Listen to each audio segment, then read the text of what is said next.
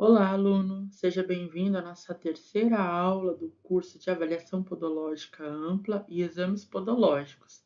Hoje a nossa aula é sobre biomecânica e plantigrafias. A primeira questão que a gente vai levantar aqui na avaliação biomecânica é que a gente pode aplicar a avaliação biomecânica em várias áreas da podologia, nas várias especialidades também. Então, ela não é exclusiva da podologia clínica. Quando eu realizo a avaliação biomecânica no meu paciente, no meu cliente, eu percebo que eu posso ir além daquela avaliação simples de análise postural, análise de marcha ou uma pisada, né? Que geralmente o podólogo clínico realiza quando o cliente vem fazer o atendimento de podologia. Então, eu vou mostrar para vocês possibilidades de aplicação da avaliação biomecânica nas especialidades da podologia também. Só para a gente se atentar aqui, eu vou trazer alguns tópicos da avaliação biomecânica que também envolve, por exemplo, técnicas de fazer essa análise de dados, esse levantamento de dados, né? Quando a gente faz essa avaliação. Porque ela pode ser feita uma avaliação, né, em inspeção visual, como a gente sempre fala, né, que geralmente o podólogo aplica, mas ele também pode ser feito com equipamentos. Então, a tecnologia está a nosso favor, inclusive na avaliação biomecânica também, tá?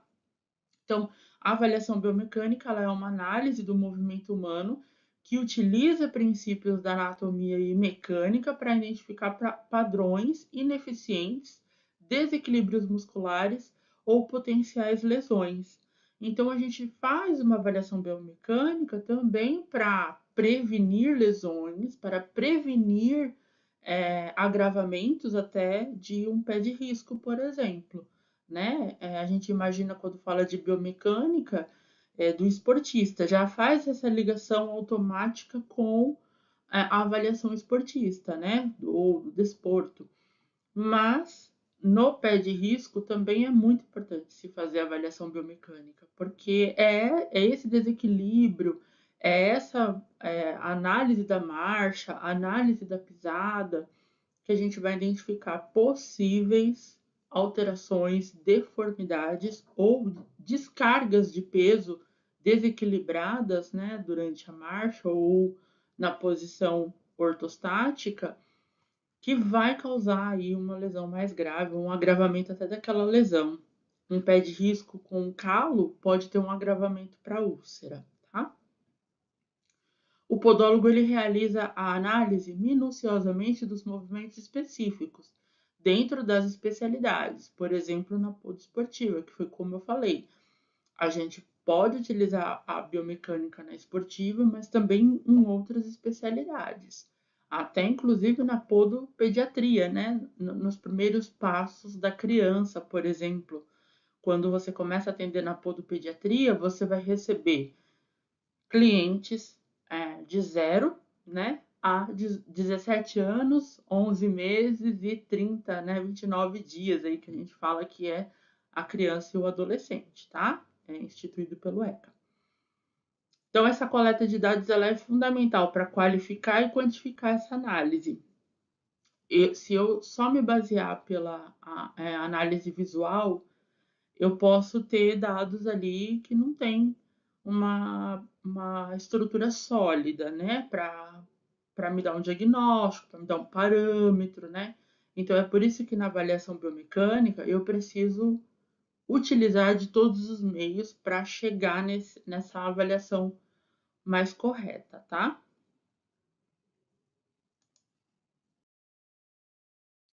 Então, dentro da avaliação biomecânica, a gente faz a avaliação postural estática, a avaliação postural dinâmica. A estática é aquela, desculpa, que a gente realiza no paciente parado, então eu vou analisar como que ele fica na posição parada, estática, e vou avaliar o paciente na forma dinâmica, em como ele se movimenta. E aí essa movimentação vai depender do que eu quero avaliar.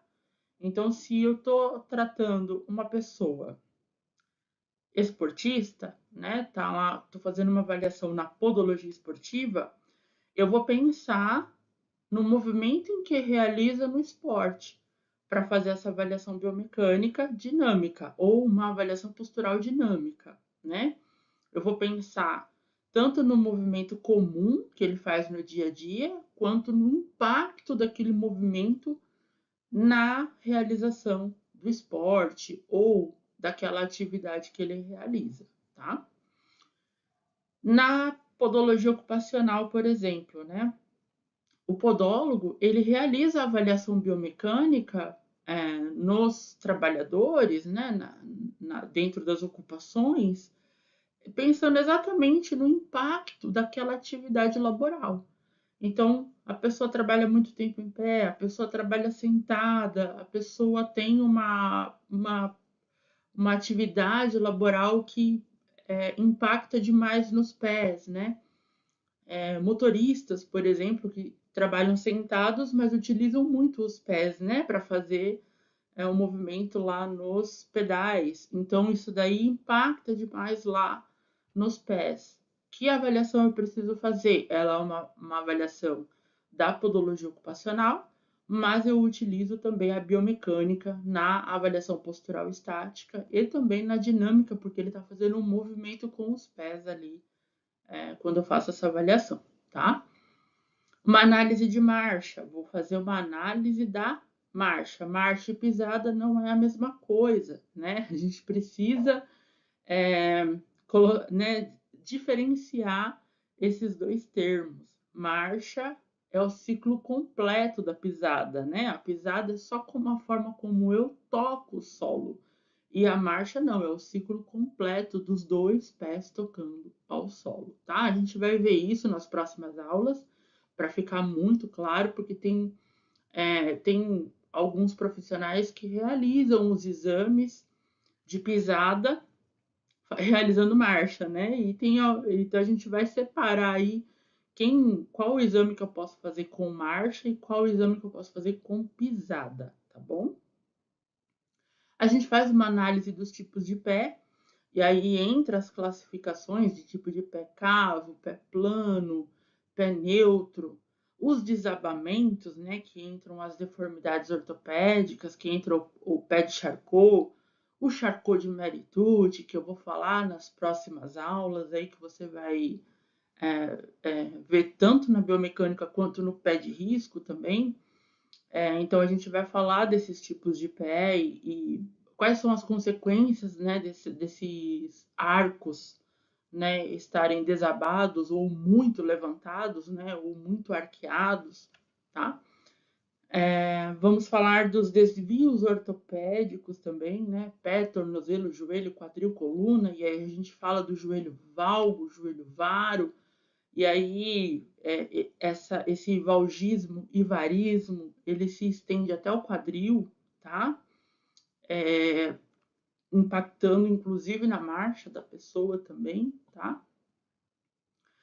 E na avaliação biomecânica, a gente também trata das plantigrafias. Então, a plantigrafia, ela é um exame da avaliação biomecânica que complementa esses dados, né? Então, na plantigrafia, eu tenho uma série de exames que eu posso realizar, uns mais simples, outros mais sofisticados. A gente vai ver exames que podem custar aí R$ 30, né? E outros com o baropodômetro, por exemplo, que o aparelho custa aí 80 mil. Mas eu acho que é importante a gente conhecer, saber as possibilidades e aplicar aquilo que for melhor para o nosso cliente, para o nosso público-alvo, tá?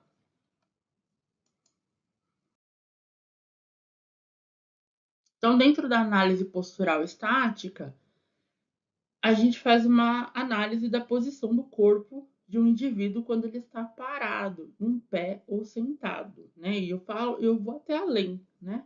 A forma como essa pessoa senta, a forma como essa pessoa levanta, né? De onde ela está sentada, a forma como ela descansa o corpo, né, quando ela está parada também, porque uma coisa é ela parar, outra coisa é ela estar nessa posição estática há um bom tempo. Imagina uma conversa, né? Eu e o cliente conversando de pé, quando ele está parado, né, pronto para sair daquela posição, ele fica numa posição. Quando ele está relaxado, né, que ele não espera que ele vai sentar naquele momento, está numa fila ou está conversando num churrasco, por exemplo, a forma como ele fica parado é outra. E aí a descarga de peso ela vai me dar esses sinais, né, de como está sendo feita, tá? Uma coisa importante também que a gente faz, né, na análise é analisar todos os ângulos, né? Não só fazer uma análise né, frontal do cliente. É importante analisar a parte posterior também, né? As laterais, porque na lateral a gente consegue ver também alguns desvios posturais, tá? E fazer um levantamento de dados com o cliente também, porque além do que a gente está vendo, tem também a referência desse cliente. O que, que ele refere? Né? Talvez nessa posição ele refere lá uma dor, ele refere um incômodo, né? Então a gente tem que estar atento se ele faz alguma referência de incômodo quando ele está naquela posição.